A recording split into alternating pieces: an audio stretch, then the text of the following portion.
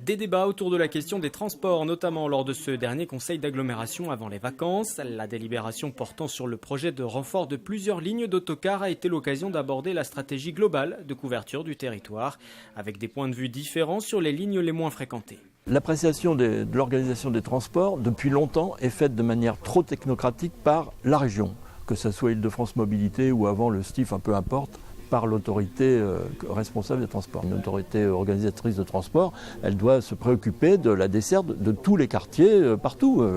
Et quand il y a une faible fréquentation d'une ligne qui existe, elle existe, on doit s'en préoccuper. Quand il y a 10 fois plus de personnes sur un site, bah oui, et qu'il y a moins de 30 personnes sur un autre trajet, oui, on diminue le nombre de passages sur le site où il y a 30 personnes et on va l'augmenter par jour, vous imaginez, et on l'augmente bien sûr là où il y a plus de 1000 personnes, bien sûr. Pour donner plus un espace où il y a plus d'activité, bah oui, il faut en enlever ailleurs, parce qu'aujourd'hui, on n'a pas, on doit travailler à l'intérieur d'un cercle fermé financièrement.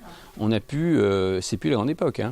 Concrètement, dès le mois de septembre, 7 courses par jour seront ajoutées sur la ligne 475, 6 pour la ligne 3912. Plus globalement, la question des déplacements sera étudiée dans le cadre du projet de territoire, un projet en partie présenté lors de cette même séance et qui entend établir 2 priorités, emploi et économie de demain et dynamisation du cadre de vie. De ce conseil d'agglomération, l'on retiendra aussi que le déficit de l'île de loisirs recule grâce à une diversité des activités sur le site, moins 6% par rapport à 2016.